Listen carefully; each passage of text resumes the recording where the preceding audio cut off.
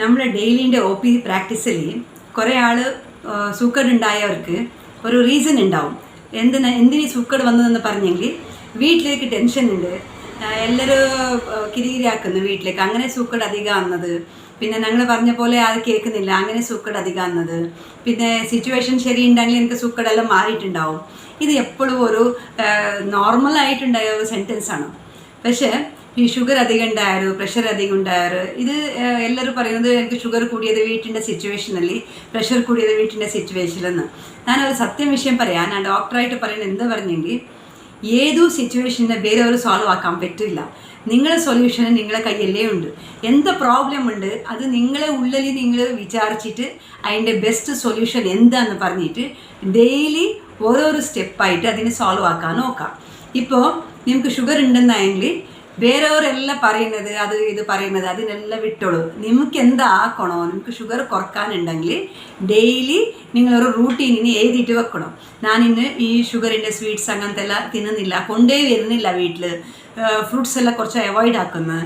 ഞാൻ എന്തെല്ലാം രാവിലെ എണിച്ചപ്പാട് യോഗാസന ചെയ്യൂ, യോഗ ഡയബറ്റീസിന് ഉണ്ടായ യോഗയേ ഉണ്ട്, അത് ചെയ്യൂ.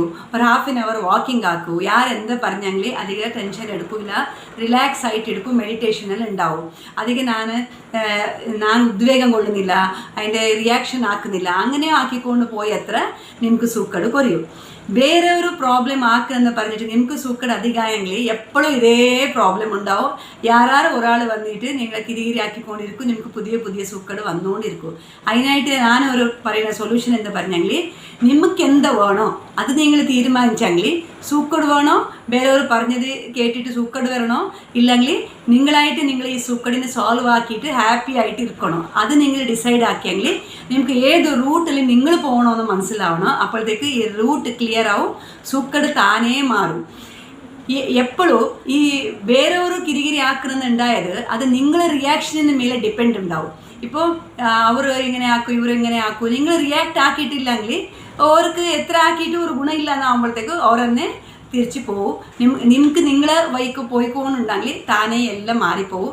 നല്ല വൈക്കേ നിങ്ങളുടെ ആരോഗ്യവും പോവും, മാനസിക ആരോഗ്യവും പോവും.